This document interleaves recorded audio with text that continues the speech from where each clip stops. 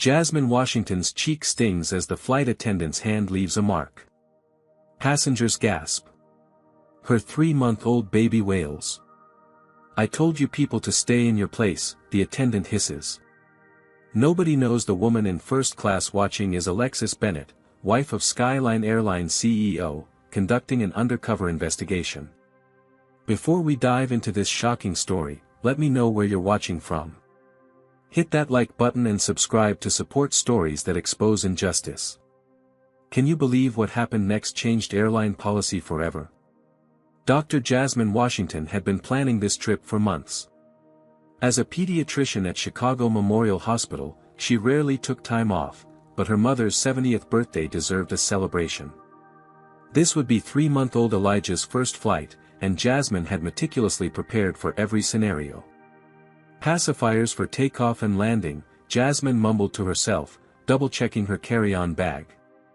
Bottles ready. Extra diapers. Noise-canceling headphones for baby. Change of clothes. Blanket.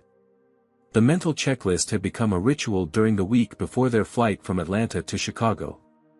Her colleague, Dr. Lawrence Wilson, had reassured her.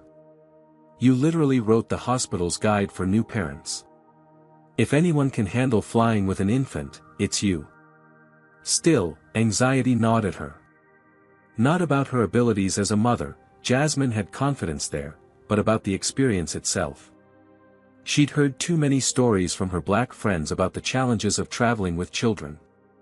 "It's like they expect us to fail," her friend Tanya had warned. Jasmine dismissed the thought as she approached the Skyline Airlines check-in counter at Atlanta Hartsfield-Jackson International Airport. She'd purchased a first-class ticket specifically to make traveling with Elijah easier. The extra space and service would be worth every penny. "Ticket and ID please," the agent said without looking up. Jasmine balanced Elijah in one arm while presenting her documentation with the other. The agent glanced at her ticket, then at her, eyebrows rising slightly. "First class. Are you sure?" The question hung in the air, loaded with implication. "Yes, I'm sure," Jasmine replied evenly, sliding her ID and boarding pass forward. "I purchased it specifically." After a moment of scrutiny, the agent processed her documents. "Gate B17. Boarding begins in 1 hour."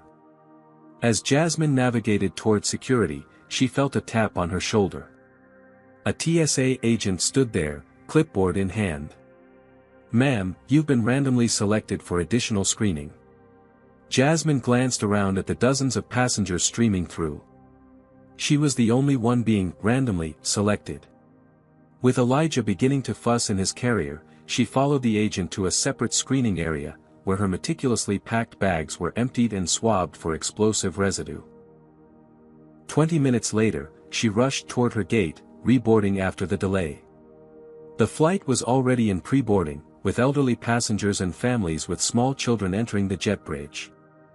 "I qualify for family boarding," she told the gate agent, gesturing to Elijah.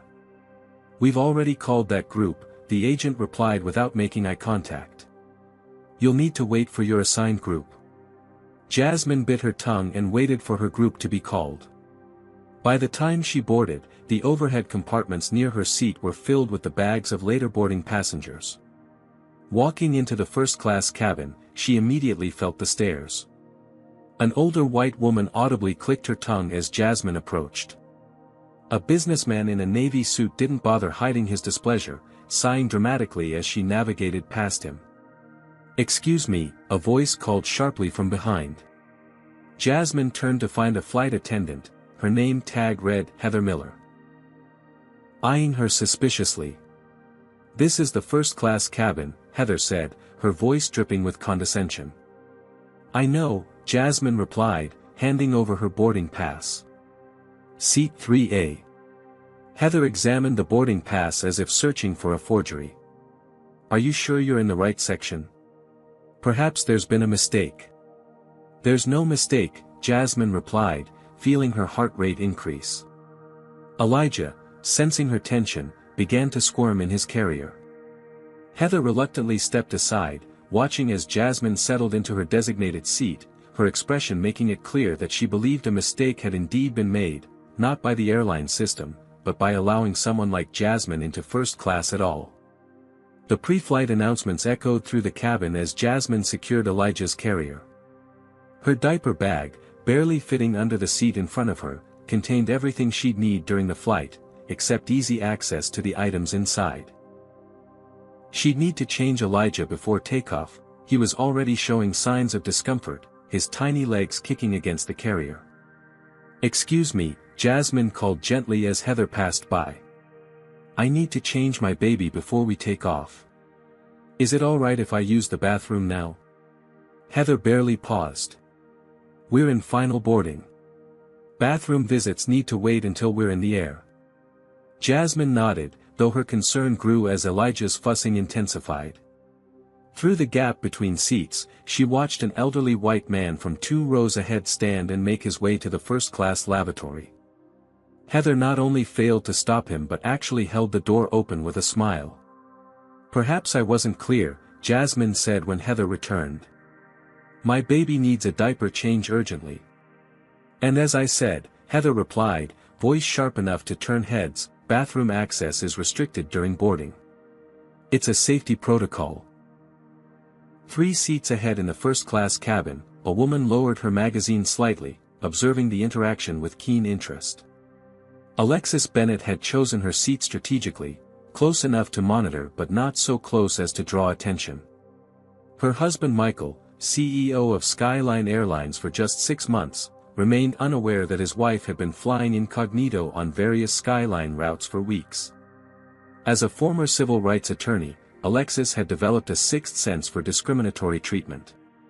What she'd witnessed across 26 flights so far had confirmed her suspicions about the airline's culture. Systemic bias remained deeply embedded despite surface-level diversity initiatives. Discreetly, she activated the voice recorder on her phone as another flight attendant, Brian Wells, approached Heather. "Everything okay?" he asked, eyeing Jasmine with immediate suspicion. "Just explaining our boarding procedures," Heather replied loud enough for nearby passengers to hear. "Some people think the rules don't apply to them." Brian nodded. "Let me know if you need any help." The coded exchange wasn't subtle. Alexis had witnessed similar interactions on other flights, staff aligning against passengers of color through subtle signals and verbal cues. Jasmine felt the knot in her stomach tighten as the flight attendants dispersed. Elijah's fussing had escalated to soft cries, his face reddening with discomfort. Around her, passengers exchanged glances, some sympathetic, others annoyed. A woman across the aisle, mid-50s with carefully highlighted blonde hair, made a show of inserting expensive noise-canceling headphones. The plane pushed back from the gate with Elijah now crying steadily. Jasmine tried everything in her repertoire, gentle bouncing, soft singing, a pacifier, but the discomfort of his soiled diaper overrode all comfort measures. She felt sweat beading along her hairline, conscious of being the center of unwanted attention. "Can you shut that kid up?" a male voice grumbled from behind. "I'm trying," Jasmine replied without turning around. "He needs a diaper change, but I wasn't allowed to use the restroom." "Should have taken care of that before boarding," the man muttered just loud enough to be heard. The safety demonstration proceeded with Heather deliberately avoiding eye contact with Jasmine, instead focusing attentively on passengers on the opposite side of the aisle. As the plane accelerated down the runway, Elijah's ears began to hurt from the pressure change. His crying intensified into piercing wails that no amount of pacifier offering could soothe. Alexis watched as Heather and Brian exchanged knowing looks above the heads of seated passengers. She'd seen this before, the establishment of a problem passenger, the silent communication among crew members, the gradual isolation of the target. From her seat, she could see Jasmine's increasingly desperate attempts to comfort her child while maintaining her composure under mounting hostility. The seatbelt sign remained illuminated for 20 minutes after reaching cruising altitude, unusual for a clear-weather flight. When it finally turned off, Jasmine immediately stood with Elijah. "I need to change him now," she informed Heather, who was passing with the beverage cart. "The lavatory is currently being prepared for service," Heather replied. You'll need to wait. 10 more minutes passed before Jasmine was finally permitted to use the bathroom. Inside the cramped space, she discovered the changing table was broken, the safety strap dangling uselessly from a cracked platform. "Is there another lavatory with a functioning changing table?" she asked Brian upon exiting. "Not in first class," he replied. "Economy lavatories might have one, but turbulence is expected, so we're limiting movement between cabins." Left with no choice, Jasmine returned to her seat and attempted to change Elijah as discreetly as possible across her lap and the empty seat beside her. The awkward angle and limited space made the process difficult, prolonging Elijah's discomfort and crying. "Some people just don't know how to handle their children," Heather's voice carried clearly from the galley where she stood with Brian. "They expect everyone else to accommodate their poor planning." Alexis Bennett's jaw tightened as she continued recording. The pattern was unmistakable and consistent with reports she'd received from former employees. The situation was deteriorating rapidly, and Elijah's crying had become a catalyst for the latent racism that seemed to permeate the cabin. By the time the beverage service reached her row, Jasmine had finally changed Elijah, but the baby remained agitated from the prolonged discomfort and strange environment. "I'd like some warm water for his formula, please," Jasmine requested when Heather reluctantly stopped the cart at her row. "We don't provide warming services," Heather replied flatly. "Company policy." From her seat, Alexis had witnessed the same flight attendant warming a bottle for a white mother in economy class on a previous flight. The plane hit a pocket of turbulence, causing Elijah to startle and resume crying. The woman across the aisle, Karen Foster, according to the conversation Alexis had overheard earlier, removed her headphones and leaned toward Heather. "Is there any possibility of moving me to another seat? The noise is giving me a migraine." "Of course, ma'am," Heather responded with immediate sympathy. "Let me see what we can do for you." Within minutes, Heather had rearranged several passengers, effectively creating a buffer zone around Jasmine and Elijah. The isolation was subtle but unmistakable, they had been quarantined. Jasmine felt her professional demeanor beginning to crack under the accumulated stress and hostility. "Excuse me," she called as Heather passed again. "I'm familiar with Skyline's policy on supporting passengers with infants. Your website specifically mentions assistance with warming bottles and providing extra water." Heather's expression hardened. "I don't need a passenger telling me company policy." "I'm not trying to be difficult," Jasmine persisted. "My baby is hungry, and I just need some warm water." "You should have prepared better," Heather snapped, loud enough for nearby passengers to hear. "It's not our responsibility to compensate for your lack of planning." The tension in the cabin was palpable as the standoff continued. Elijah, now hungry as well as stressed, cried with increasing vigor. Jasmine, reaching her breaking point, stood to access her overhead bag for additional supplies. "Sit down immediately," Heather ordered. "The seatbelt sign is on." "It's not on," Jasmine countered, pointing to the unlit sign. "I need to get my son's formula." "I said sit down." Heather's voice rose sharply. Jasmine, running on maternal instinct and the last threads of her patience, reached for the overhead compartment. "My baby needs to eat. I'll only take a second." What happened next occurred so quickly that some passengers would later question their own recollections. As Jasmine stretched toward her bag, Heather grabbed her arm. When Jasmine instinctively pulled away, Heather's hand swung around and connected with Jasmine's face with an audible crack. The slap echoed through the suddenly silent cabin. Elijah's cries intensified at his mother's gasp of pain and surprise. A red mark bloomed across Jasmine's cheek as she stood frozen in shock. "I told you people to stay in your place," Heather hissed, apparently unaware that her words were clearly audible in the silent cabin. Alexis Bennett lowered her phone, having captured everything, her expression a mixture of horror and grim vindication. The situation had escalated beyond anything she'd anticipated, but it had revealed exactly what her investigation sought to expose, the ugly reality behind Skyline's polished corporate image. The cabin intercom crackled to life, this is Captain Reynolds speaking. We've been notified of a disturbance in the cabin. I'm considering diverting to Charlotte if order cannot be maintained. Please return to your seats immediately.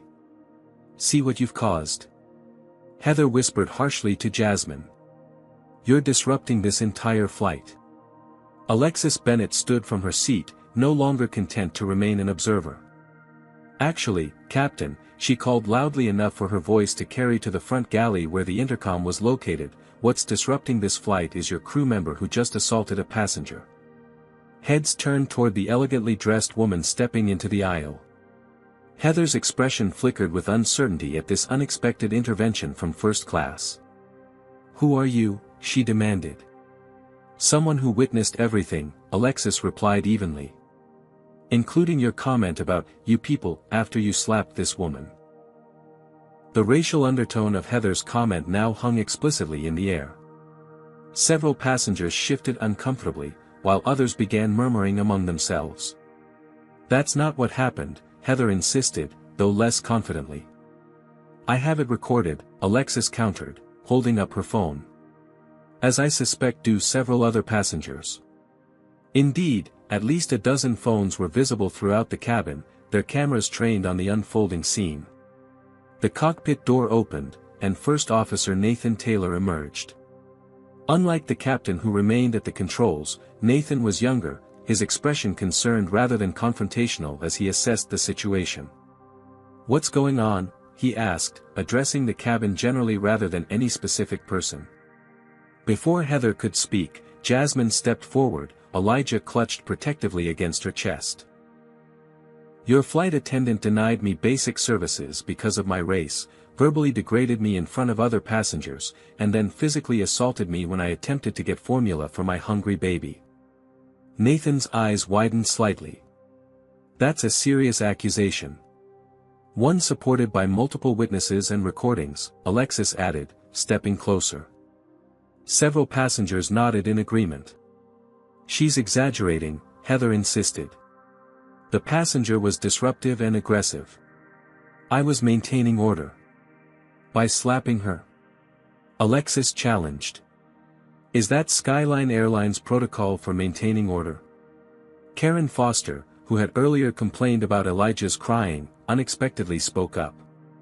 The mother was reaching for her bag. She wasn't being aggressive. Nathan, visibly processing the conflicting accounts, made a quick decision.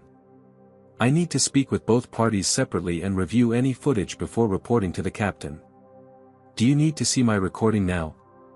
Alexis offered. Nathan nodded. That would be helpful. And ma'am, he added, turning to Jasmine, I'll need to get your statement in detail. What about my baby? Jasmine asked. He still hasn't eaten. Nathan turned to Brian. Please get warm water for the baby's formula immediately. Brian hesitated, glancing at Heather, who subtly shook her head. That wasn't a suggestion, Nathan stated firmly, his voice carrying enough authority that Brian quickly headed to the galley. With the immediate crisis temporarily diffused, Nathan reviewed the footage on Alexis's phone, his expression growing increasingly grave. The recording clearly showed the unprovoked slap and captured Heather's damning comment afterward. I'll need to share this with the captain, he said quietly to Alexis. This is a serious situation. While Nathan was speaking with the captain via the interphone, Heather began moving through the cabin, her demeanor suddenly transformed into one of professional concern. Folks, I'll need to ask that all recording devices be put away, she announced. It's against airline policy to film crew members without consent. That's not true, challenged a passenger who appeared to be in his 30s. FAA regulations permit passengers to record as long as it doesn't interfere with crew duties. Sir, I need you to comply with my instructions, Heather insisted. Or what? The man replied. You'll slap me too. The tension in the cabin ratcheted up again. Some passengers complied with Heather's demands, while others openly refused, creating a visible divide between those supporting authority and those questioning it.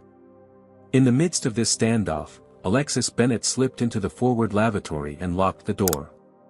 Pulling out her phone, She bypassed the usual channels and dialed a number few people had access to, her husband's private line. Michael Bennett, CEO of Skyline Airlines, was in the middle of a budget meeting when his phone vibrated with his wife's unique ringtone. He excused himself immediately. "Alexis? What's wrong?" His wife never called during his workday unless it was urgent. "Michael, I'm on flight 1372 to Chicago," she began without preamble. "One of your flight attendants just slapped a black mother who was trying to get formula for her baby." "She did what?" Michael's voice rose sharply. "It's worse than we thought, Michael. The discrimination is blatant, it's systemic, and now it's escalated to physical assault. I have it all recorded. Are you okay? Is the passenger okay?" "I'm fine." She's shaken but handling it incredibly well considering. "But this isn't just about one incident. This is exactly what I've been documenting for weeks.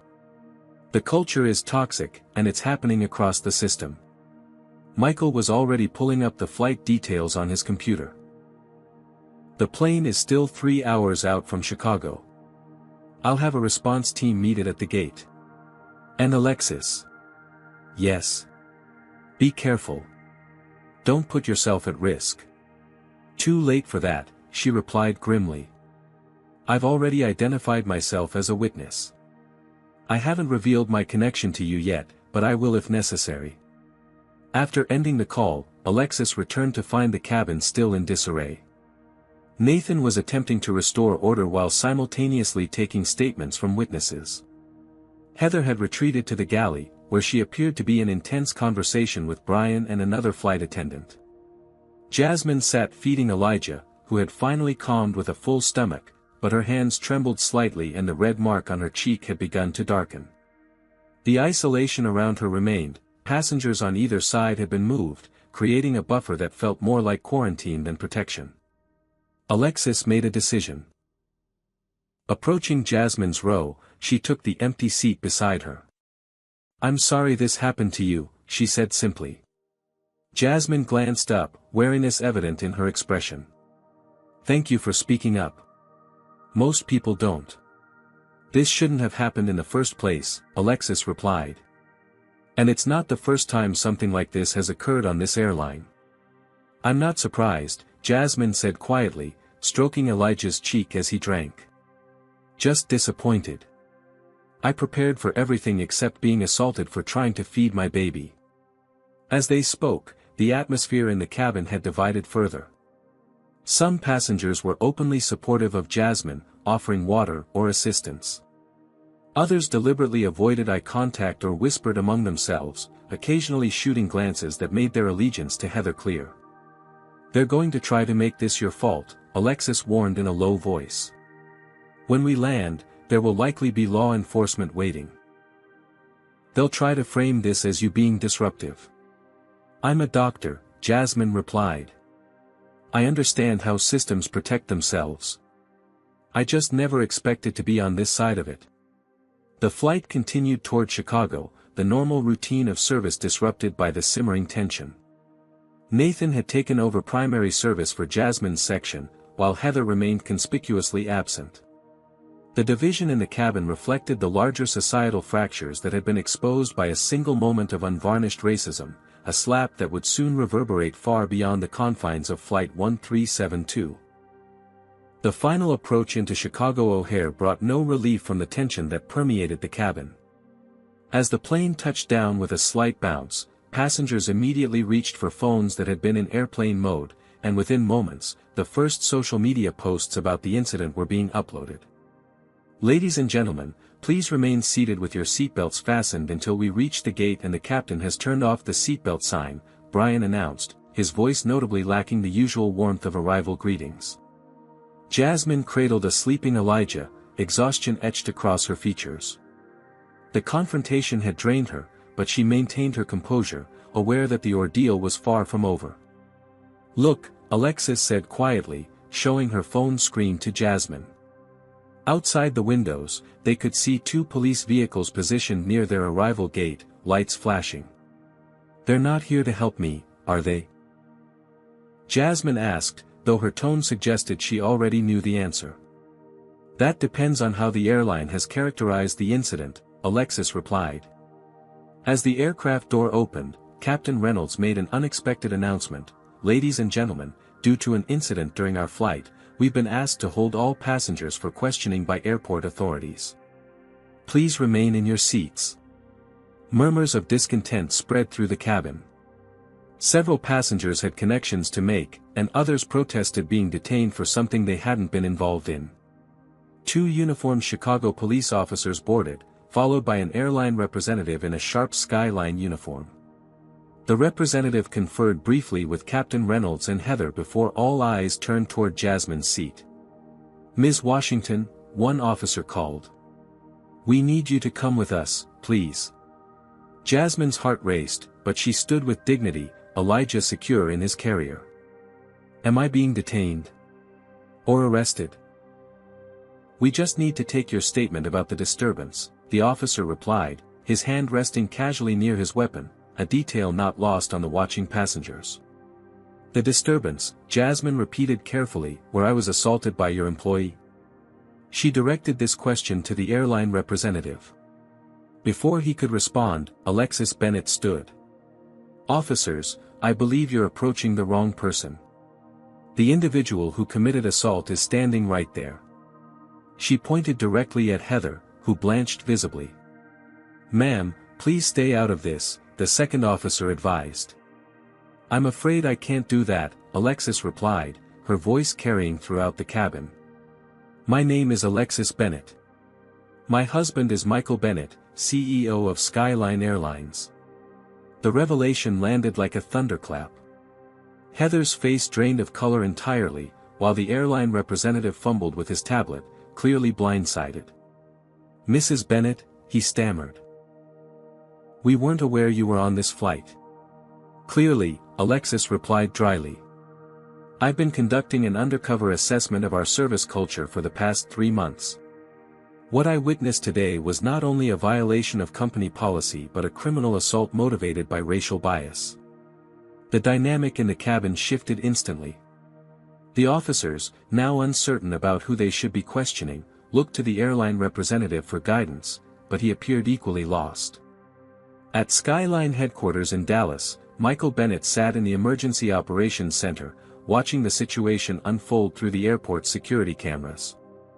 The moment his wife had called, he'd activated protocols typically reserved for major safety incidents.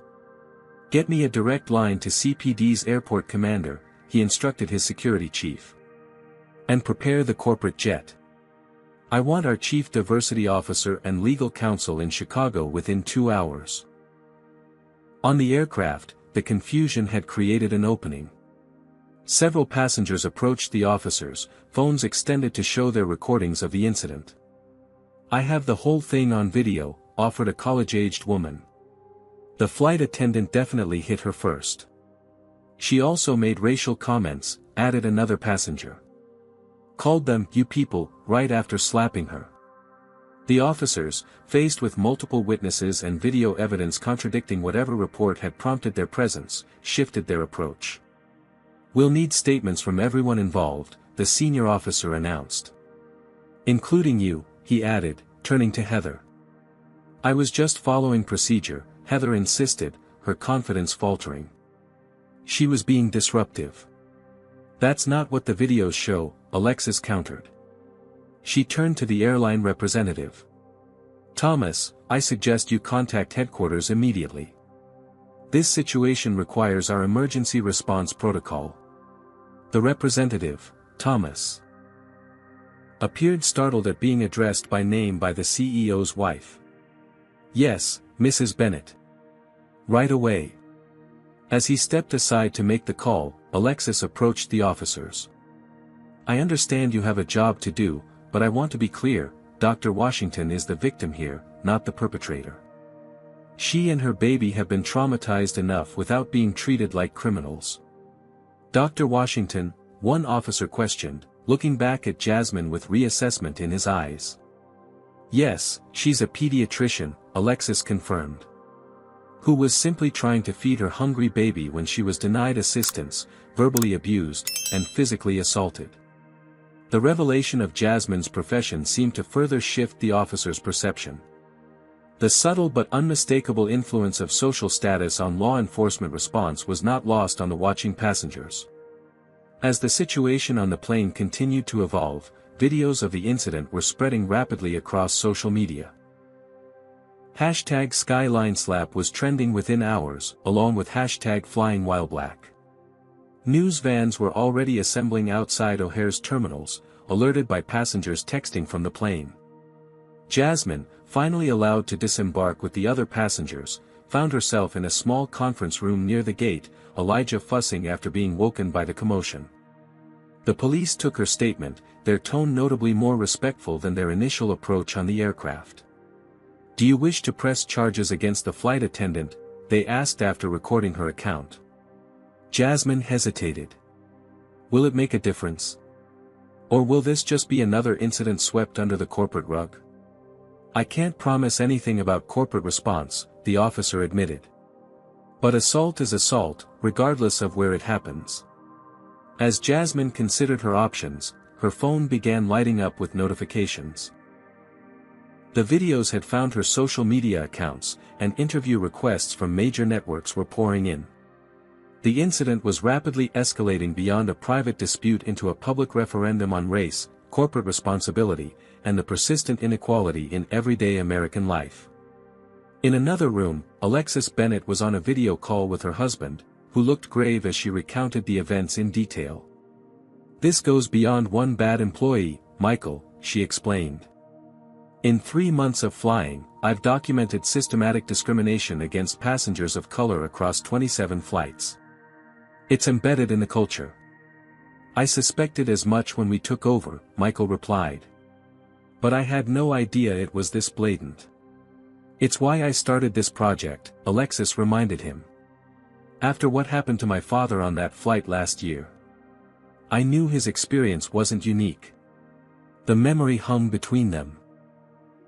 Alexis's father, a distinguished professor emeritus, had been forced to move from first class to economy on a Skyline flight after a white passenger complained about sitting next to him. The incident had occurred under the previous CEO, but the corporate culture had clearly remained unchanged despite the leadership transition. "What are you thinking?" Michael asked, recognizing the determined expression on his wife's face. "I'm thinking it's time we stop gathering evidence and start making changes," she replied. "Starting with Heather Miller, but not ending there." Back in the main terminal, passengers from Flight 1372 were sharing their experiences with gathered reporters. The narrative was splitting along predictable lines, some defending Heather's actions as necessary enforcement of rules, others condemning them as racist assault. "She was just trying to feed her baby," insisted one passenger. "How is that a threat to anyone?" "The mother was argumentative from the beginning," countered another. "The flight attendant was just doing her job." As the stories multiplied and diverged, a fundamental question emerged that would define the coming days. Was this an isolated incident involving one problematic employee, or a symptom of a deeper, systemic problem in how Skyline, and perhaps the airline industry at large, treated passengers of color? The answer would depend largely on how the company responded, and that response was being shaped in real time as Michael Bennett prepared to board his flight to Chicago, determined to address the crisis personally. For Jasmine Washington, the future held uncertainty. As she finally left the airport with Elijah, exhausted and still bearing the faint mark of Heather's hand on her cheek, she found herself at the center of a story much larger than herself. Her simple journey to visit her mother had transformed into a potential landmark case highlighting the everyday indignities and dangers faced by Black Americans in spaces still marked by persistent discrimination. What do you think about how this situation has unfolded so far? Has Jasmine been treated fairly? Comment 1 if you believe the airline should be held accountable, or 2 if you think this was just an isolated incident with one problematic employee. And what about Alexis's undercover investigation? Was it ethical for the CEO's wife to test her husband's company without employees knowing? Hit that like button and subscribe if you want to see more real stories about confronting discrimination in everyday places. The question now is, how will the airline respond to this explosive incident? Will there be real change, or just damage control? The gleaming glass facade of O'Hare International Airport reflected the last rays of afternoon sun as Jasmine Washington emerged from the terminal, a sleeping Elijah nestled against her chest. Her mother, Beverly, rushed forward from the waiting area, alarm evident in her expression. "Baby, what happened? You're all over the news." Beverly pulled her daughter into a gentle embrace, careful not to disturb the sleeping infant. "It's a long story, Mom," Jasmine sighed, the exhaustion in her voice palpable. "Can we talk about it at home?" As they walked toward the parking garage, Jasmine became aware of the stares from other travelers. Some offered sympathetic smiles, while others whispered behind raised hands. Her private humiliation had become public spectacle in the span of a few hours, her face splashed across social media and news sites without her consent. At the same moment, less than a mile away at the airport's executive terminal, Michael Bennett's private jet touched down. The Skyline Airlines CEO had made the journey from Dallas in record time, accompanied by Darius Jackson, the company's chief diversity officer, and Sarah Patel, head of legal affairs. "What's our current status?" Michael asked as they entered a waiting SUV. "Not good," Sarah replied, scrolling through her tablet. "The video has over 2 million views already. #SkylineSlap and #FlyingWhileblack are trending nationally. Major networks are running with it for their evening broadcasts. And Heather Miller? Currently detained for questioning by airport police. Our local HR team is with her, but she's refusing to sign a non-disclosure agreement or accept administrative leave." Michael's jaw tightened. "And Dr. Washington? Left the airport about 20 minutes ago," Darius reported. "She declined our offer for a hotel or transportation. She hasn't made any public statements yet, but she's received offers from every major network for exclusive interviews." "What about our initial response?" Sarah grimaced slightly. PR released a standard statement. "We take these allegations seriously and are investigating the incident. The employee in question has been placed on administrative leave pending review." "That's completely inadequate," Michael responded sharply. "It sounds like we're questioning whether the assault even happened when there's video evidence from multiple angles." The legal team advised caution until... "Until what?" "Until we can find some way to discredit Dr. Washington. Claimed she provoked the assault." Michael's voice rose in frustration. "That's the old playbook, and it stops now." As their vehicle navigated through Chicago traffic toward Skyline's regional headquarters, the incident was indeed dominating news cycles. On dashboard screens and smartphones throughout the city, the moment of the slap played on loop, each replay further cementing public opinion against Skyline Airlines. At her mother's apartment in Hyde Park, Jasmine finally had a moment to process the day's events. After settling Elijah in the portable crib her mother had prepared, she sank onto the couch and allowed herself to cry for the first time since the assault. "It's okay, baby," Beverly soothed, sitting beside her daughter. "Let it out." "I did everything right, Mom," Jasmine managed between sobs. "I was polite. I was patient. I followed their rules even when they made no sense. And still." "I know," Beverly replied, her own voice tight with anger and old pain. "It doesn't matter how many degrees you have or how politely you speak. To some people, our skin is always a provocation." Jasmine's phone buzzed again, the 20th call from an unknown number in the past hour. Media requests had been pouring in, alongside messages of support from colleagues and friends who had recognized her in the viral videos. "You don't have to talk to any of them," Beverly advised. "But you should talk to a lawyer before the airline tries to spin this against you." "They already have," Jasmine replied, showing her mother the Skyline statement that was circulating online. "Notice how they call it allegations, even though it's on video from multiple angles." Back at Skyline's Chicago offices, Michael Bennett faced a conference room filled with regional executives, all of whom looked distinctly uncomfortable. "I want to be absolutely clear," Michael stated, his tone leaving no room for equivocation. What happened today on Flight 1372 is indefensible. There will be no attempts to justify it, minimize it, or shift blame to the victim. Sir, ventured one executive, our standard protocol in these situations is part of the problem, Michael finished. Those protocols were designed to protect the company at all costs, even when we're clearly in the wrong. That ends today. On the large screen behind him, footage from Flight 1372 played silently, not the confrontation itself, but earlier interactions showing the pattern of discriminatory treatment Jasmine had experienced from the moment she boarded. This is from my wife's phone, Michael explained. She's been documenting these patterns across our network for months. What you're seeing isn't an isolated incident, it's a culture. The executive shifted uncomfortably as the footage continued, showing Heather Miller's different treatment of white passengers versus Jasmine. But sir, another executive interjected, this is just one employee who clearly violated our policies. Our diversity training has failed, Darius Jackson stated firmly. I've been reviewing our incident reports for the past 6 months. Complaints of discriminatory treatment are categorized as customer misunderstanding at a rate 3 times higher when filed by passengers of color. And our legal settlement history tells an even clearer story, Sarah added. We've quietly settled 27 discrimination cases in the past 2 years alone, all with NDAs that prevent the victims from speaking publicly.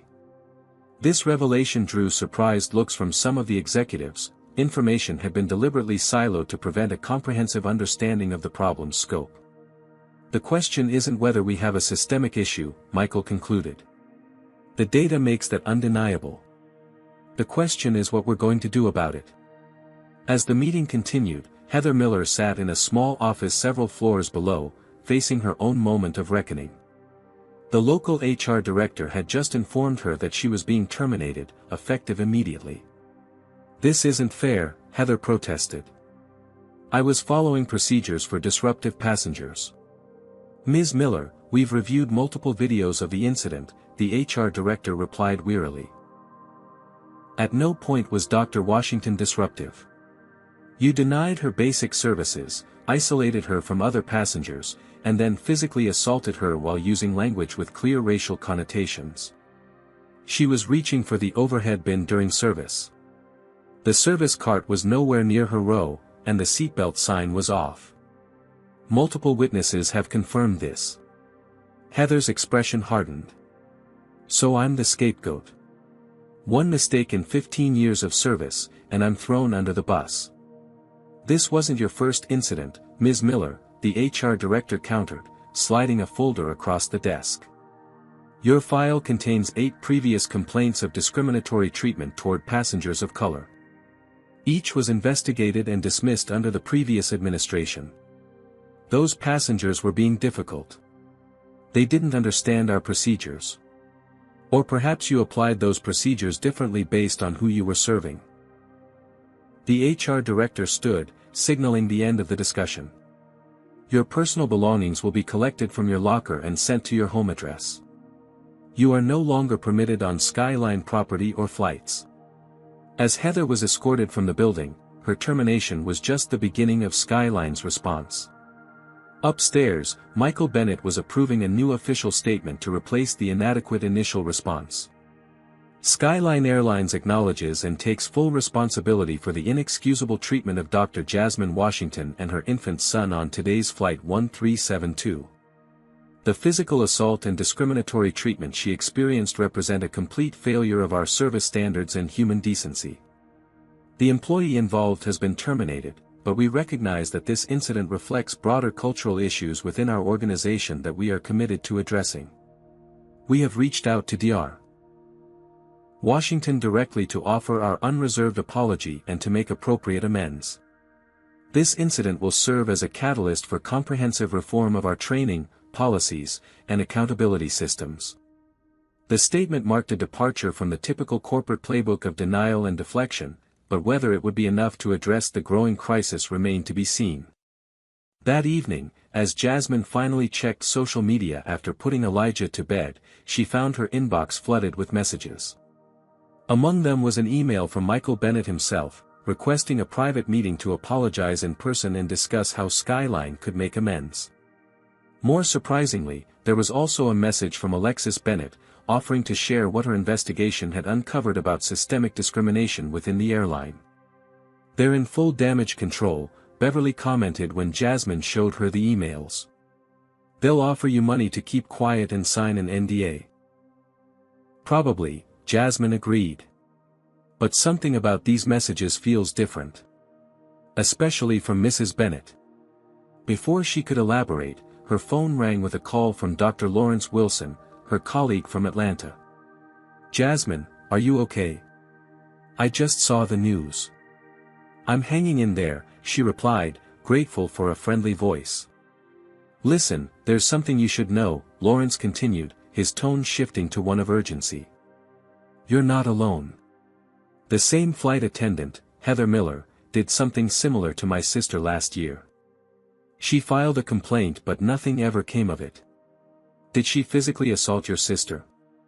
Jasmine asked, alarmed. "No, but the discrimination was blatant. They forced her to move seats because a white passenger didn't want to sit next to her. When she refused, they threatened to have her removed from the flight." As they spoke, Lawrence mentioned that his sister hadn't been the only one.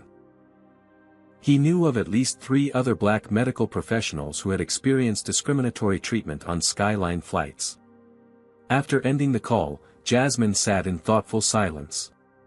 What had happened to her wasn't an isolated incident or the actions of one bad apple, but part of a pattern. The realization solidified her resolve. This wasn't just about seeking justice for herself, but about addressing a systemic problem that affected countless others who didn't have viral videos to validate their experiences. Meanwhile, across town, another conversation was taking place.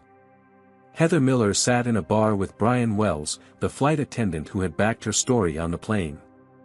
"They fired me," she said bitterly, nursing her second scotch.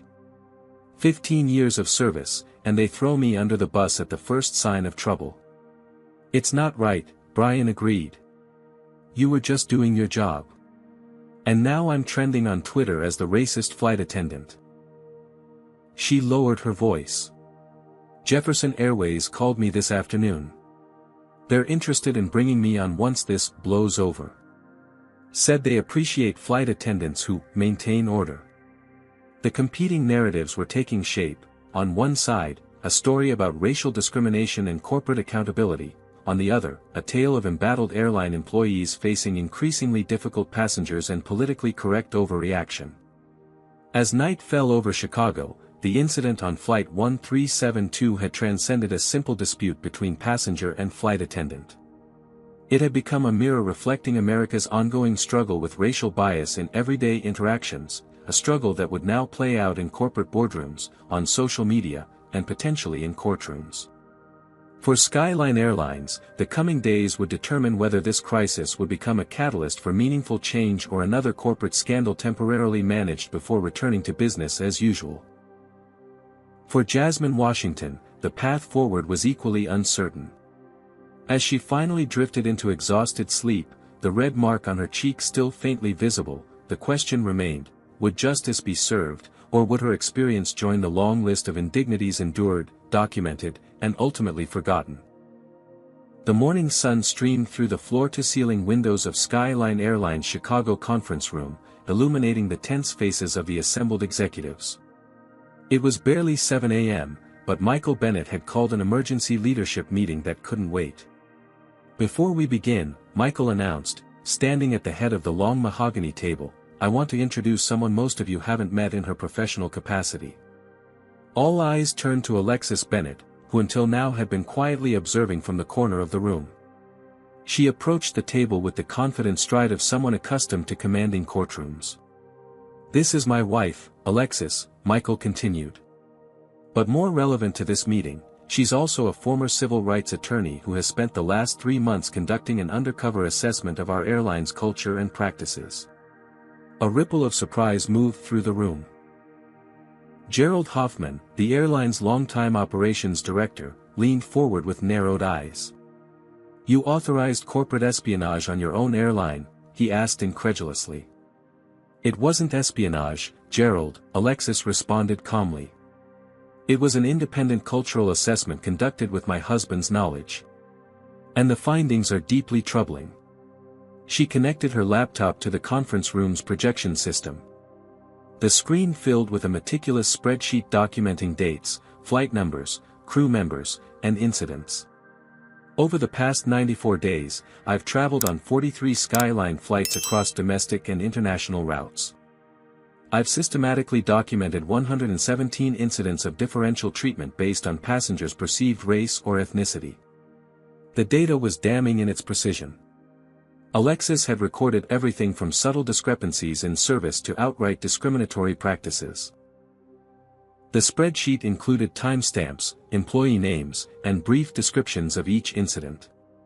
On Flight 889 from Dallas to Miami, flight attendant Patricia Dawson offered hot towels to every first-class passenger except the only person of color in the cabin, Alexis explained, highlighting one entry. When he specifically requested one, she claimed they had run out, despite visibly having several remaining on her cart. She scrolled to another entry. Flight 1122 from Chicago to San Francisco, 2 passengers asked to change seats to sit together. The white couple was accommodated immediately. The Latino couple making the same request 10 minutes later was told it was against policy to change seat assignments after boarding. With clinical precision, Alexis walked through example after example, building an undeniable pattern of systemic bias. The conference room grew increasingly uncomfortable as the presentation continued. This isn't about individual, bad apples, Alexis concluded. The problem is structural and cultural. It's embedded in informal practices, selective enforcement of rules, and an overall environment that tolerates subtle discrimination. Michael resumed control of the meeting, his expression grave. Yesterday's incident with Dr. Washington wasn't an anomaly. It was an escalation of patterns that have been ongoing for years. With all due respect, interjected Rachel Winters, VP of Customer Experience, these observations are anecdotal and potentially biased. We have rigorous diversity training programs. Which aren't working, Michael cut in. And we have more than anecdotes. He nodded to Darius Jackson, the Chief Diversity Officer, who distributed folders to everyone at the table. These folders contain statistical analyses of customer complaints over the past 2 years, Darius explained. Complaints filed by passengers of color are dismissed at a rate 340% higher than those filed by white passengers. When compensation is offered for service failures, white passengers receive offers averaging 26% higher in value than non-white passengers experiencing identical issues. The room fell silent as the executives reviewed the data. It was one thing to dismiss individual incidents as misunderstandings or exaggerations, it was another to face systematic disparities backed by their own internal numbers. There's more, Michael said. I'd like to introduce someone. The conference room door opened, and a tall black man in a Skyline flight attendant uniform entered. Several executives visibly stiffened in their seats. This is Thomas Reynolds, Michael introduced. He's been a flight attendant with Skyline for 11 years and has been documenting discriminatory practices from the inside. Thomas nodded respectfully to the room. Thank you for the opportunity to speak. Mr. Reynolds approached our HR department with his concerns last year, Michael explained. His reports were filed but never acted upon. After learning about this, I asked him to compile his observations in detail. Thomas placed a USB drive on the table. This contains communications from our crew messaging system going back 18 months. A group of flight attendants and gate agents have been using code words to flag passengers of color as potential problem passengers. He pulled up several messages on the screen. Flight 223 has a code brown in 14C. Keep an eye out. 2 urban travelers in first class today. Probably upgrades. Standard procedure advised. Heads up for the basketball team, boarding now. Extra security measures recommended. These codes are used to alert crew members to treat certain passengers with additional scrutiny or reduced service, Thomas explained. It's widespread knowledge among staff, but management has either been unaware or unwilling to address it. The revelation hit like a thunderclap. Some executives appeared genuinely shocked, while others shifted uncomfortably, suggesting prior awareness. "This is outrageous," Gerald Hoffman blustered. One disgruntled employee making accusations. "I have over 30 colleagues ready to confirm these practices," Thomas countered calmly. "Many have stayed silent out of fear for their jobs, but yesterday's incident has changed things. People are ready to speak up." The atmosphere in the room grew increasingly tense as the full scope of the problem came into focus.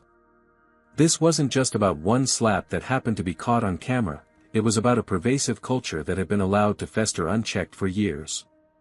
"So what now?" asked James Patterson, the airline's chief financial officer. "A full public apology? Settlement with Dr. Washington?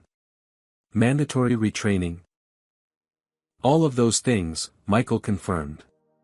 "But they won't be enough. We need structural change. The financial implications could be significant," Patterson warned. "Especially if this triggers a wave of lawsuits from past incidents." "I'm more concerned with the moral implications of allowing this to continue," Michael replied sharply. The debate intensified as the financial and legal concerns of some executives clashed with the ethical and brand considerations raised by others. The division in the room mirrored larger societal tensions, those who prioritized maintaining systems versus those pushing for substantive reform. As the arguments grew heated, Alexis quietly pulled up another slide. It showed a photograph of an elderly black man being escorted from a first-class cabin by Skyline staff. "This is my father," she said, her voice cutting through the debate. Professor William Marshall, Emeritus Chair of Constitutional Law at Howard University. Last year, he was removed from his rightfully purchased first-class seat because a white passenger complained about sitting next to him. The room fell silent. He filed a complaint. It was dismissed as a misunderstanding. He received a form letter and a $50 flight voucher. Her voice remained steady, but her eyes flashed with suppressed emotion. "That's when I knew something was fundamentally broken in this airline's culture." Michael moved to stand beside his wife. "When I took this position 6 months ago, I promised to build an airline that treats all passengers with dignity and respect. I've failed to deliver on that promise so far, but that changes today." He turned to the executive team. "This isn't just about avoiding lawsuits or protecting our brand. It's about who we are as a company and what we stand for. Either we commit to real change, or we continue perpetuating a system that discriminates against people like Dr. Washington, Thomas, and my father-in-law." The personal connection transformed the conversation.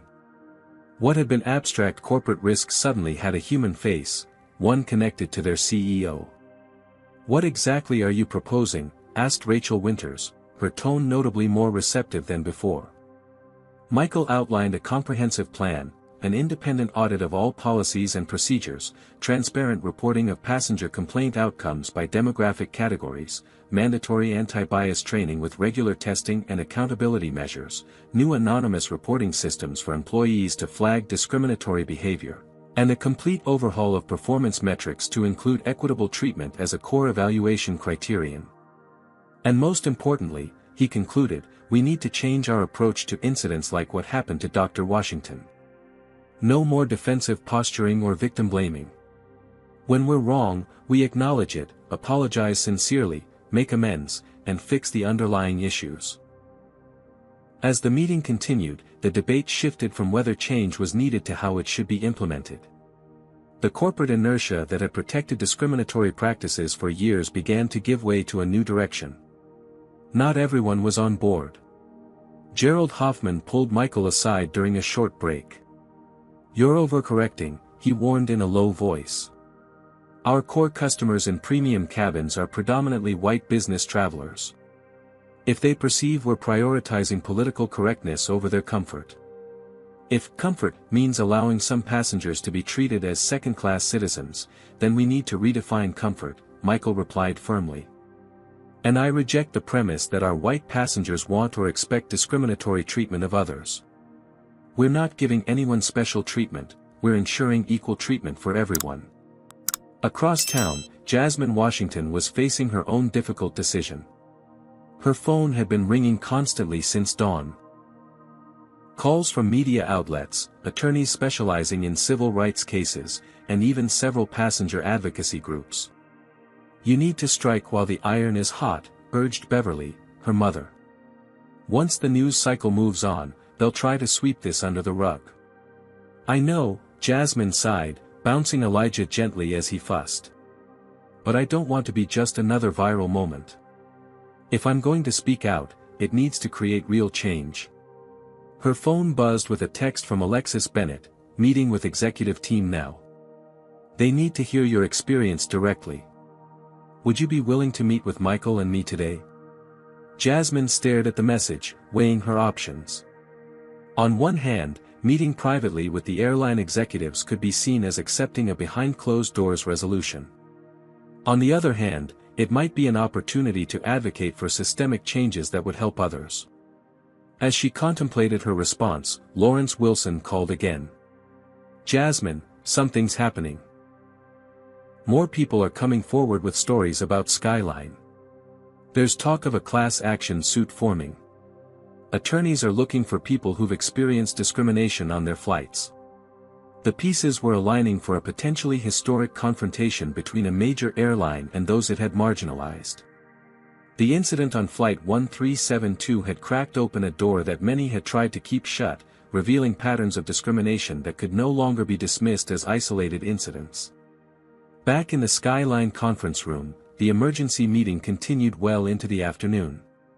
By the end, a clear divide had formed among the leadership team, those committed to genuine reform and those resistant to change. Michael made it clear which side would prevail.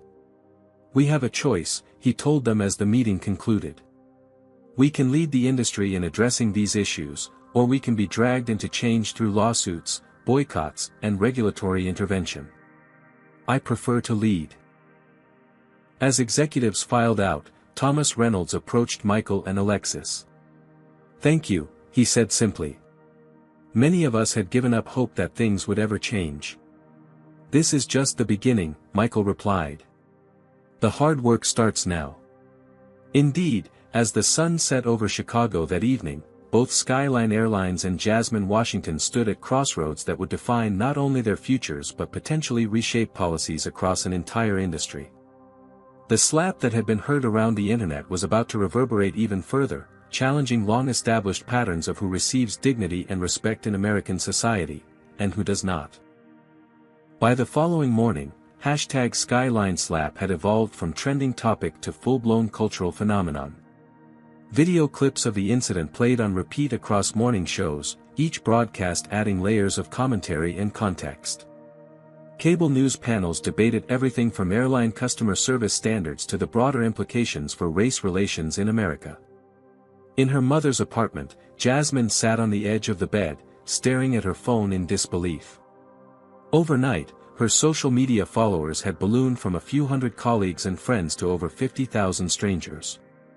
Her inbox contained interview requests from every major network, along with thousands of direct messages, some supportive, others disturbingly hostile. "Look at this," she said, showing her mother a particularly vicious message. "This person says I provoked the flight attendant for attention and should be charged with disrupting a flight." Beverly shook her head grimly. "They'll always find a way to blame us, baby. Always." The hate messages were increasingly disturbing. Some contained racial slurs, while others made explicit threats. Several included Jasmine's home address in Atlanta, information that should not have been publicly available. "I'm calling the police," Beverly insisted after seeing a particularly graphic threat. "These people are unhinged." While Jasmine grappled with this unwanted and frightening attention, Heather Miller was crafting her own narrative. Released from questioning without immediate charges, she had accepted an invitation to appear on Morning America Now, a conservative-leaning talk show known for its sympathetic treatment of those caught in culture war crossfires. "I want to be clear," Heather said, dabbing carefully at the corner of her eye with a tissue, "I deeply regret that the situation escalated to physical contact. That should never have happened, and I take responsibility for that moment of poor judgment." The host nodded sympathetically. "But you felt threatened?" "Absolutely," Heather replied, her voice quavering. Dr. Washington was becoming increasingly agitated throughout the flight. She repeatedly ignored crew instructions and was disturbing other passengers. When she suddenly stood up and reached for the overhead bin during service, I reacted instinctively to protect myself and others. The interview carefully sidestepped Heather's "you people" comment and the documented pattern of discriminatory treatment leading up to the confrontation. Instead, it painted a picture of a dedicated professional facing unfair public crucifixion over a single mistake made under pressure. 15 years of service, Heather emphasized. 15 years without a single incident, and now I'm receiving death threats and being called horrible names on the internet. The segment concluded with the host directly addressing the camera, "Is this justice? One momentary lapse destroying a career and reputation? Or has cancel culture claimed another victim? You decide." The competing narratives divided audiences along familiar lines. Some saw a clear-cut case of racial discrimination escalating to assault, others perceived an overworked flight attendant being scapegoated for enforcing rules against an entitled passenger. The polarization intensified when celebrities and public figures began weighing in. NBA star Damian Wright posted a video describing his own experiences with discrimination on flights. "What happened to Dr. Washington happens to black travelers every day, just usually without cameras rolling," he stated. In response, conservative commentator Victoria Hayes tweeted, "Notice how nobody's talking about the stress flight attendants face daily. They're expected to be perfect while dealing with increasingly hostile passengers. #IStandWithHeather." Within hours, #IStandWithHeather and #JusticeForJasmine were battling for dominance across social platforms. The Civil Rights Coalition of America announced they were investigating the incident as part of a broader examination of discriminatory practices in the airline industry. "This case represents a tipping point," their statement read. "For too long, airlines have operated with impunity when it comes to the disparate treatment of passengers of color." As public debate raged, Skyline Airlines faced mounting pressure from multiple directions. A group of shareholders filed an emergency resolution demanding a special meeting to address the company's handling of the crisis. The Association of Flight Attendants released a carefully worded statement supporting the right of crew members to maintain order while condemning any discriminatory behavior. Most concerning for the airline's executives, a boycott movement was gaining momentum. The #GroundSkyline had been used over 2 million times, with several major corporations quietly instructing their travel departments to book with competitor airlines until further notice. In the midst of this public relations firestorm, Jasmine Washington was dealing with the personal aftermath of her sudden notoriety. The Chicago Police Department had assigned an officer to monitor her mother's apartment building after several credible threats. Her hospital in Atlanta had hired additional security for the pediatric ward where she worked. And her father, divorced from Beverly for years, had called from California, offering to fly in for support. "I never wanted any of this," Jasmine confessed to Lawrence Wilson during a video call. Elijah squirmed in her lap, blissfully unaware of the chaos his mother's life had become. "I just wanted to visit my mom and introduce her to her grandson." "I know," Lawrence replied sympathetically. "But you've become a symbol now. People are projecting their own experiences onto you, for better or worse. A symbol doesn't get to live a normal life," Jasmine said quietly. "A symbol doesn't get to be afraid or uncertain or ambivalent." The weight of sudden public attention was taking a toll. Jasmine had barely slept since the incident, jumping at every noise outside the apartment. She found herself second-guessing everything: her decision to fly first class, her request for assistance with the formula, her reaction to the slap. "I keep wondering if I should have just stayed quiet," she admitted to her mother late that night. "Maybe I should have just endured it like we're always expected to." Beverly took her daughter's hand firmly. "No. Enough is enough. Our parents and grandparents stayed quiet because speaking up could get them killed. You have the opportunity to demand better, and you should take it. Across town, Michael and Alexis Bennett were navigating their own tumultuous aftermath. The Skyline Board of Directors had called an emergency session, with several members questioning Michael's handling of the crisis.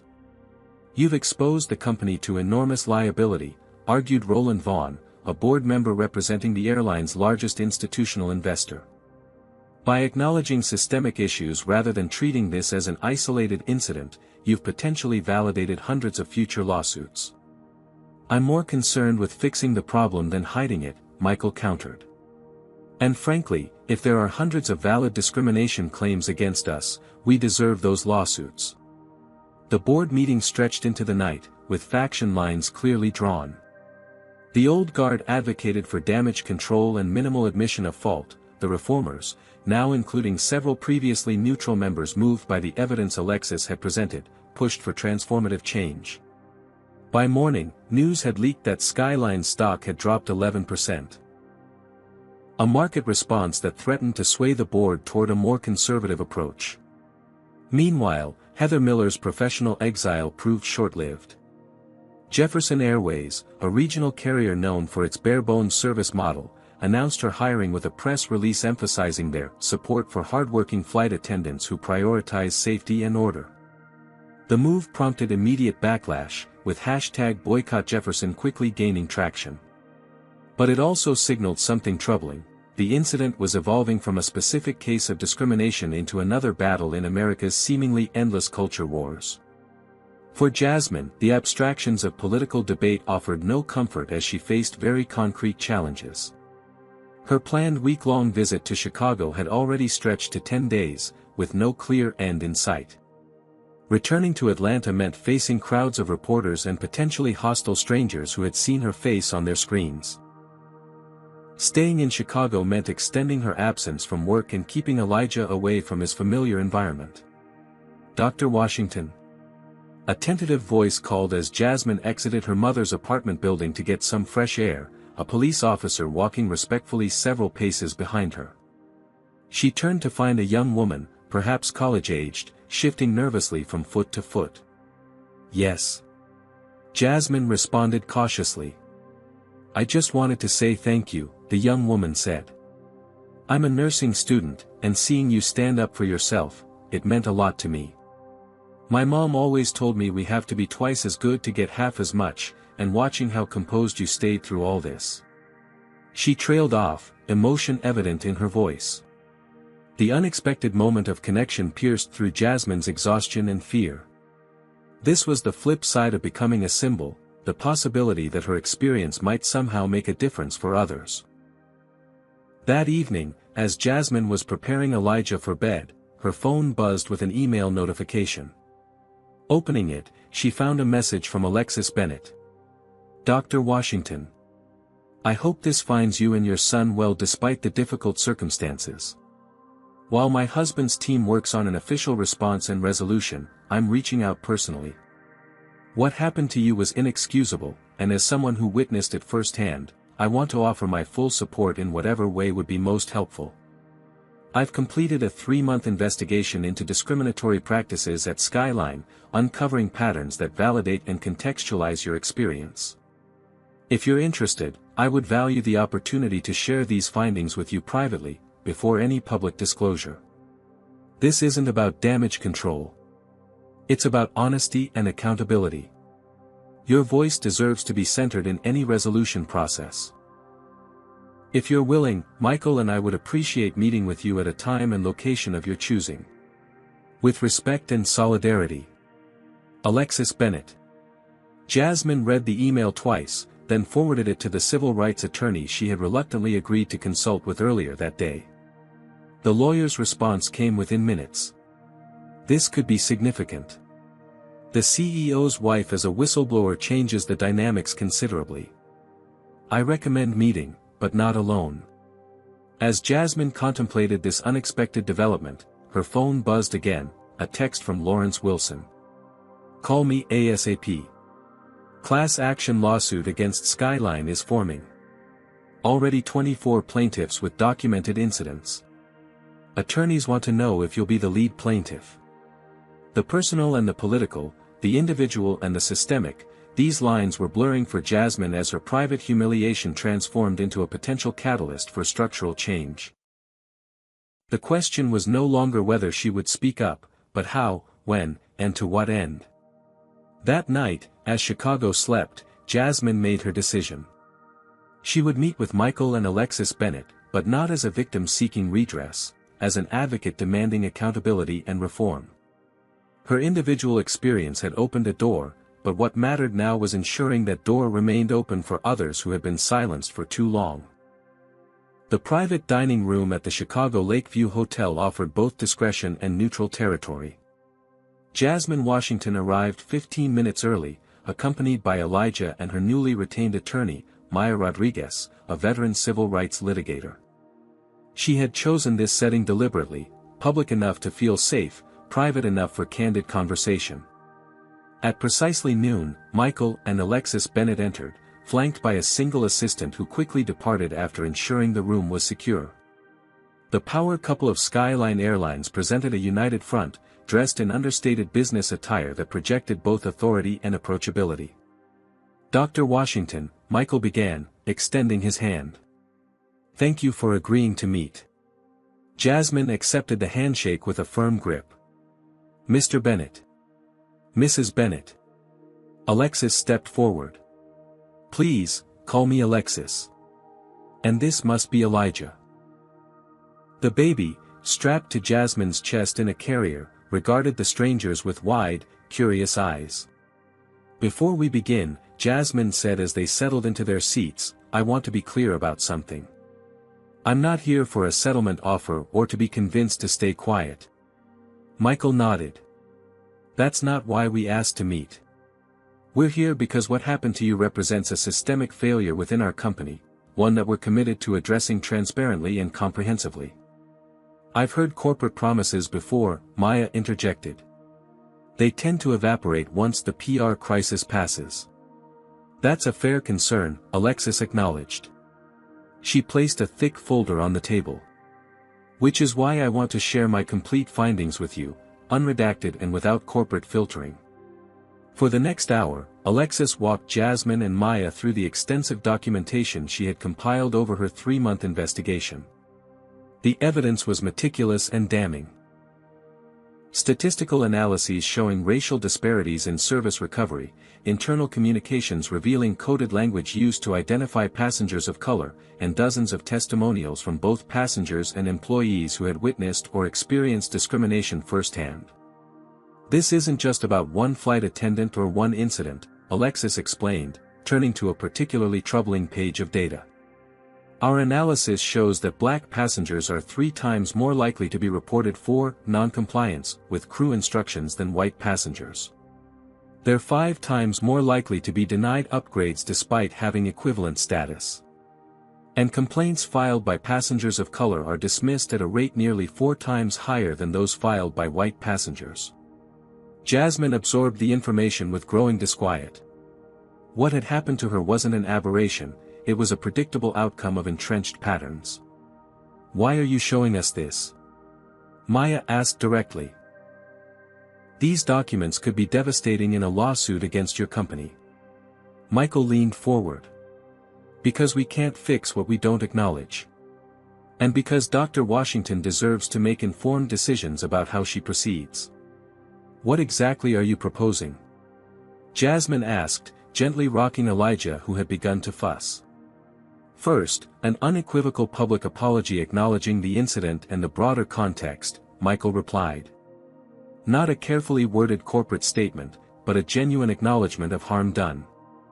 Second," Alexis continued, "financial compensation that recognizes both the immediate trauma and the ongoing impact this has had on your life and career.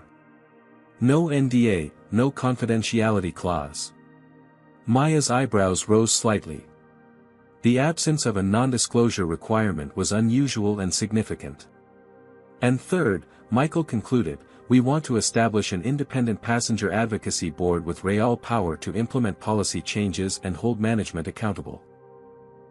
We'd like you to consider heading that board, Dr. Washington." The proposal hung in the air between them. It was far more substantive than the typical corporate damage control strategy. While those steps sound promising, Maya interjected, they don't address the legal liability Skyline faces. My client has grounds for a substantial lawsuit, and she's not the only one. A class action suit is forming as we speak. We're aware, Michael acknowledged. And we're not asking Dr. Washington to waive her legal rights. What we're proposing would run parallel to, not in place of, any legal action she chooses to pursue. Jasmine studied the couple across the table, weighing their sincerity against her skepticism.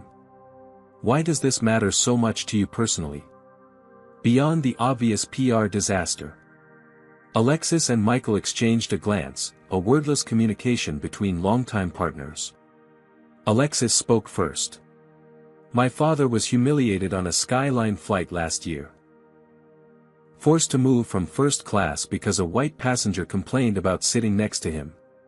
He filed a complaint that was summarily dismissed. She paused, composing herself. When Michael took over as CEO 6 months ago, I showed him my father's experience wasn't unique. That's why I started this investigation. Michael picked up the thread.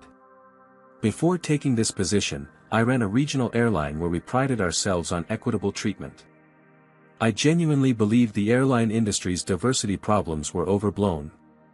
I was wrong, and that ignorance allowed harmful patterns to continue under my watch. The conversation shifted to more specific details, the full scope of the discriminatory practices Alexis had uncovered, the challenges of changing entrenched corporate culture, and the resistance they were already facing from board members and executives invested in maintaining the status quo. As they talked, Jasmine's attention was drawn to her phone, which had been vibrating repeatedly with incoming messages. Excusing herself briefly to check if it was an emergency, she found multiple texts from Lawrence Wilson. Class action moving quickly. 37 plaintiffs now. Lead attorneys want to speak with you ASAP. Another message showed a news alert, Jefferson Airways faces backlash after hiring Heather Miller. Stock down 7% as #BoycottJefferson gains momentum. And most disturbingly, a message from her neighbor in Atlanta, police at your house. Someone broke windows, spray-painted slurs on your door. I'm so sorry. Jasmine's hand trembled as she showed the last message to Maya, whose expression hardened immediately. This meeting needs to conclude, the attorney announced. Dr. Washington's home has been vandalized with racial slurs. Michael and Alexis exchanged alarmed glances. I'm so sorry, Alexis said. Is there anything we can do? Actually, yes, Jasmine replied, a new resolve forming as she processed this latest violation.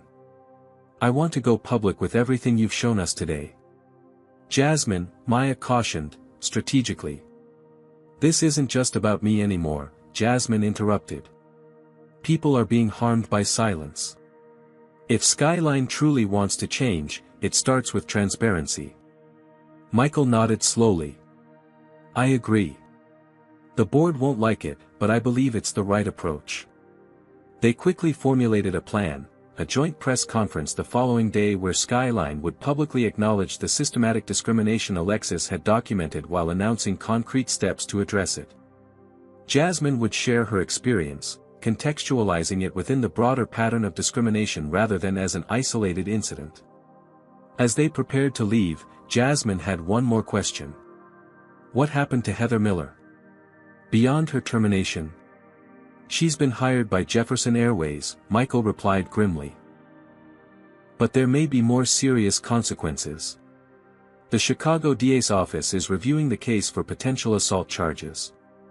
The meeting concluded with a tentative alliance formed, not the typical adversarial relationship between corporation and wronged customer, but a collaborative effort to leverage a painful incident into meaningful change. Outside the hotel, as Jasmine and Maya waited for their car, the attorney expressed her reservations. You're taking a risk by aligning with them so publicly before any legal resolution. I know, Jasmine acknowledged. But this isn't just about winning a lawsuit. It's about ensuring this doesn't happen to someone else's child when Elijah is old enough to fly on his own. Across town, another meeting was taking place. A group of attorneys representing 36 former Skyline passengers had gathered to discuss strategy for what could become one of the largest discrimination class actions in aviation history. "We need Dr. Washington as our lead plaintiff," argued Daniel Chen, the senior partner orchestrating the case. "Her incident has the video evidence, the public attention, and the professional credibility that makes her account virtually unimpeachable. She's meeting with Skyline's CEO today," another attorney pointed out. "They'll try to buy her silence. Then we need to make sure she understands what's at stake beyond her individual case," Chen replied. "This isn't just about one slap, it's about decades of systematic discrimination that's gone unchallenged because each victim felt alone." Meanwhile, in a suburban Chicago hotel room, Heather Miller was conducting her own damage control. Her new position with Jefferson Airways was already in jeopardy as the boycott movement gained traction. Her phone buzzed with a notification, a message from Brian Wells, her former colleague at Skyline. "They're throwing us all under the bus," his text read. "CEO's wife has been spying on crews for months." Thomas Reynolds turned whistleblower. "They're saying we had a system of racial coding for passengers. Don't say anything to anyone without a lawyer." Heather's stomach dropped. The system Brian referenced wasn't an official company policy, just an informal practice among certain crew members. But it had been widespread enough that many employees knew about it, used it, and said nothing. As evening fell over Chicago, these separate strands began weaving together into what would soon become a watershed moment in the history of American commercial aviation. The incident on Flight 1372, a brief, shocking act of physical aggression caught on camera, had cracked open a door into practices long hidden from public view. For Jasmine Washington, the personal cost continued to mount. The vandalism of her home was just the most visible manifestation of the backlash she faced for simply speaking her truth. Yet as she prepared for the next day's press conference, she found her resolve strengthening rather than weakening. "They're trying to silence you," her mother observed as they discussed the vandalism. "That tells you how dangerous your voice is to the status quo." "I know," Jasmine replied, looking down at Elijah sleeping peacefully in his portable crib. "And that's exactly why I can't stay silent." 6 months later, Jasmine Washington stood in the gleaming atrium of Skyline Airlines headquarters, watching as the new diversity leadership team unveiled the company's transformed passenger Bill of Rights. Elijah, now 9 months old and recently mastering the art of crawling, squirmed happily in the arms of Beverly, who had flown in for the occasion. The journey to this moment had been neither straight nor easy. The joint press conference held the day after her meeting with the Bennetts had sent shockwaves through the airline industry and beyond. Skyline's public acknowledgement of systematic discrimination, backed by Alexis's meticulous documentation, had initially sent the company's stock plummeting by 17%. The board of directors, panicked by the financial fallout, had attempted to oust Michael Bennett in an emergency session. They failed by a single vote after several institutional investors made it clear they viewed the transparency as a necessary first step toward meaningful reform. "Ladies and gentlemen," announced Darius Jackson, now elevated to Executive Vice President of Customer Experience and Inclusion, "today marks not the conclusion of our work, but a significant milestone in our ongoing commitment to equitable service for all passengers." Behind him, a diverse team of executives and frontline employees stood ready to detail the specific policy changes that have been implemented over the previous 6 months. Among them was Thomas Reynolds, the whistleblower flight attendant who now headed Skyline's newly established ethics and reporting office. As Jasmine listened to the presentation, her mind drifted back to the tumultuous weeks that followed the incident. The class action lawsuit had proceeded, with Jasmine as one of 39 named plaintiffs. Rather than fighting the case, Skyline had taken the unprecedented step of acknowledging liability and focusing instead on establishing fair compensation and structural reforms. The settlement, finalized just 2 weeks earlier, included $42 million in damages to be distributed among the plaintiffs and a binding commitment to specific policy changes with measurable outcomes, all to be overseen by an independent monitoring committee. Jasmine's personal settlement had been substantial, though she had directed a significant portion toward establishing a foundation supporting minority students entering aviation careers.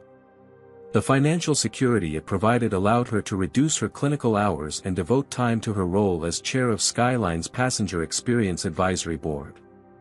Dr. Washington, Darius continued, drawing her attention back to the present, has been instrumental in reshaping our approach to passenger service. Her first-hand experience, combined with her professional expertise, has guided us in developing training protocols that address both explicit and implicit bias. The spotlight shifted to Jasmine, who stepped forward to polite applause.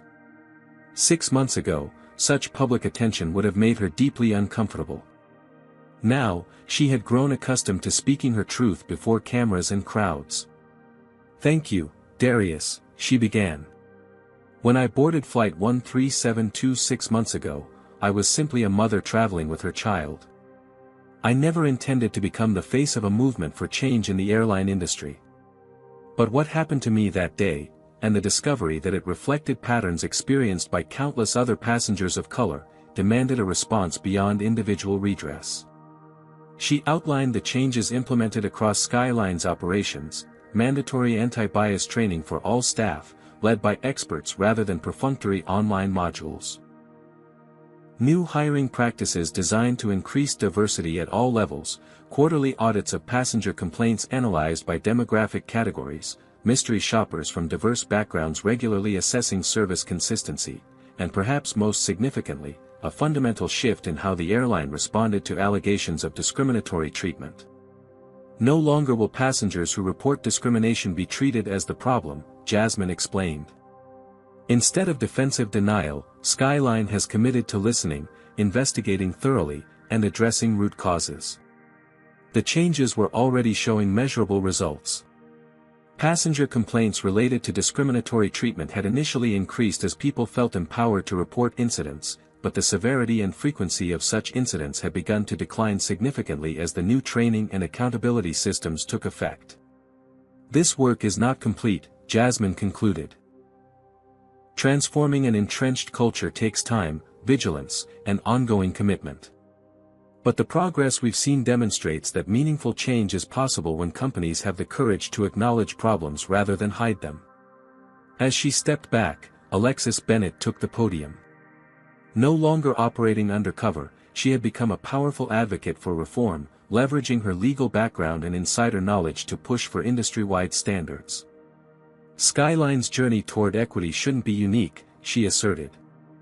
That's why we're sharing our training materials, accountability frameworks, and measurement tools with other airlines. Discrimination isn't a competitive advantage, its elimination benefits everyone in the industry. The press event concluded with Michael Bennett announcing that Skyline would host the first annual Aviation Equity Summit the following spring, bringing together airlines, regulatory agencies, and passenger advocacy groups to establish industry-wide standards for equitable treatment. After the formal presentation, as attendees mingled during the reception, Jasmine found herself approached by a young flight attendant she didn't recognize. "Dr. Washington," the woman said hesitantly, "I just wanted to thank you.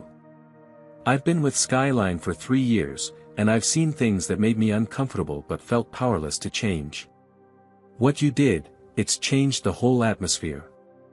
We can actually speak up now without fear of retaliation." These personal affirmations had become increasingly common as Jasmine's work with the airline progressed. They provided validation that the painful journey had been worthwhile beyond her individual case. Not everyone viewed the changes positively, of course.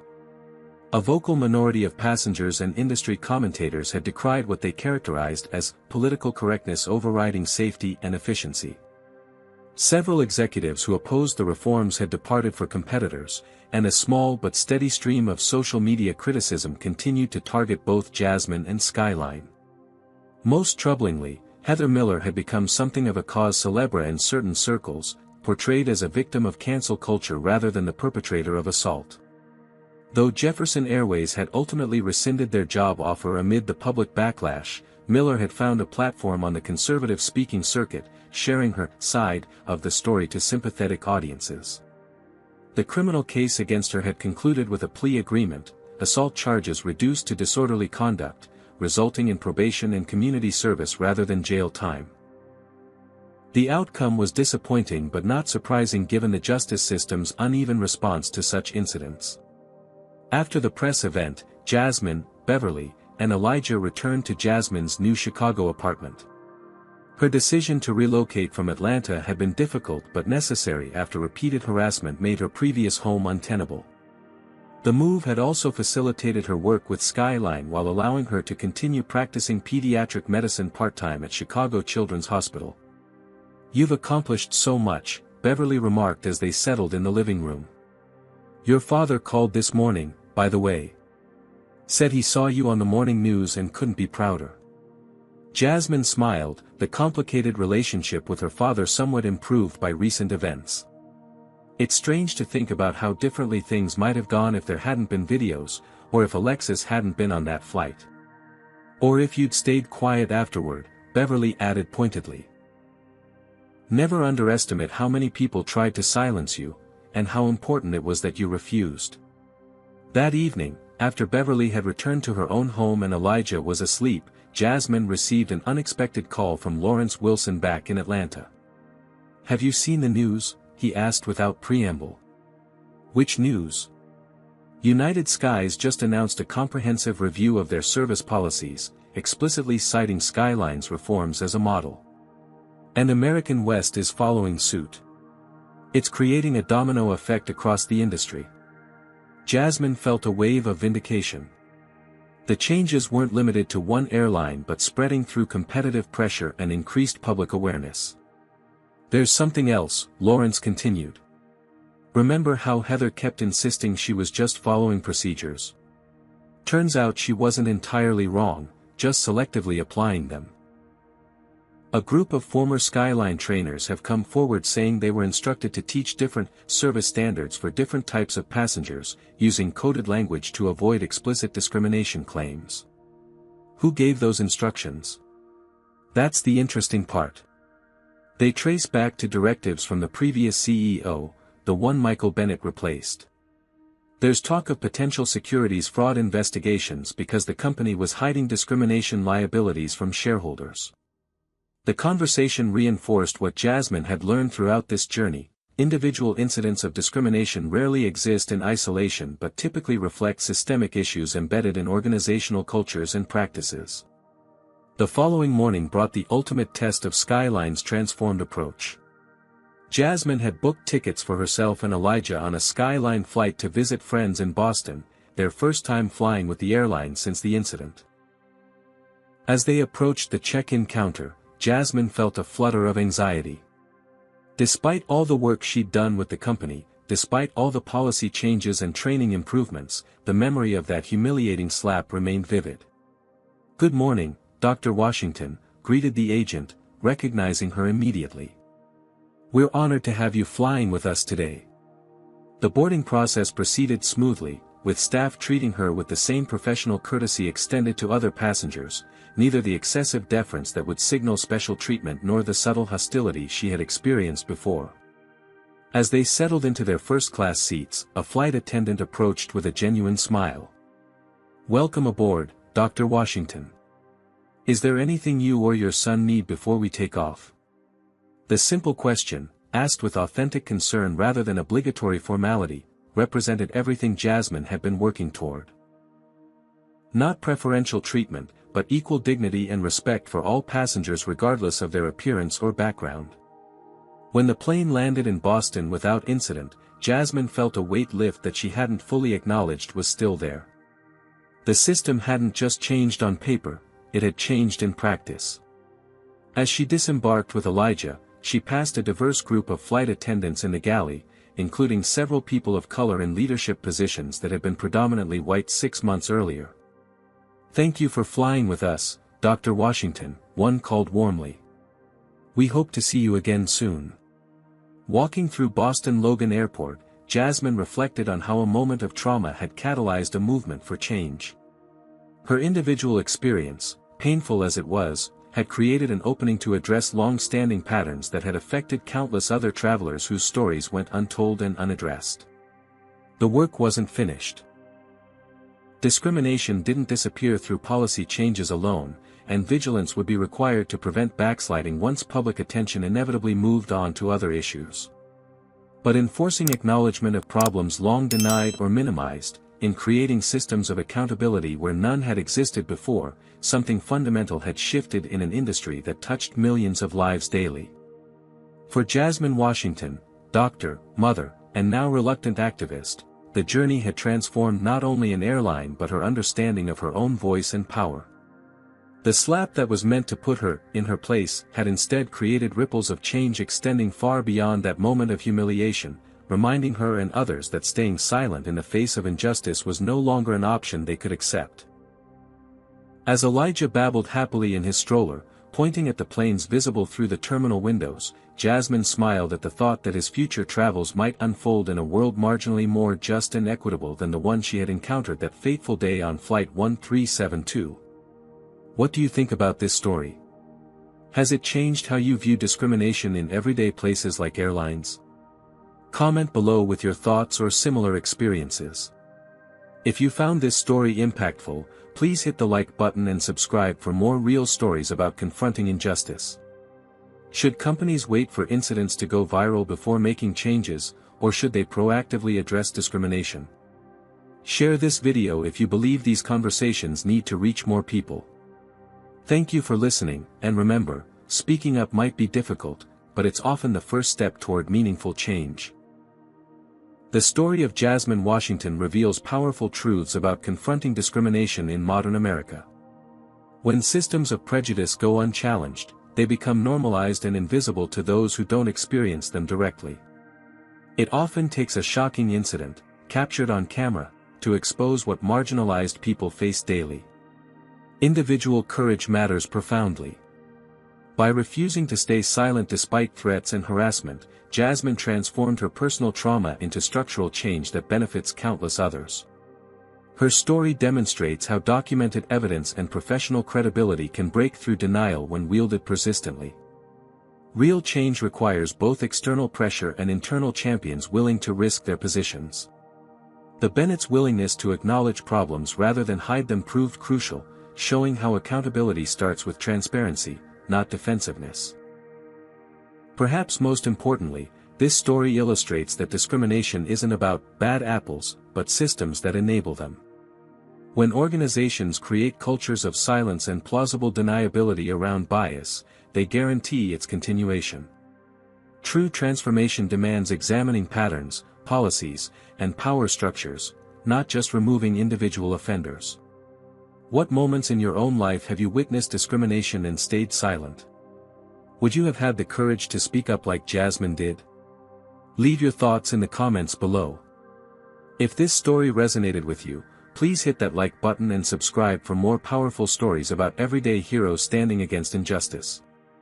Share this video with someone who needs to understand how discrimination operates in seemingly professional environments. Thank you for listening, and remember, change begins when someone refuses to accept the unacceptable.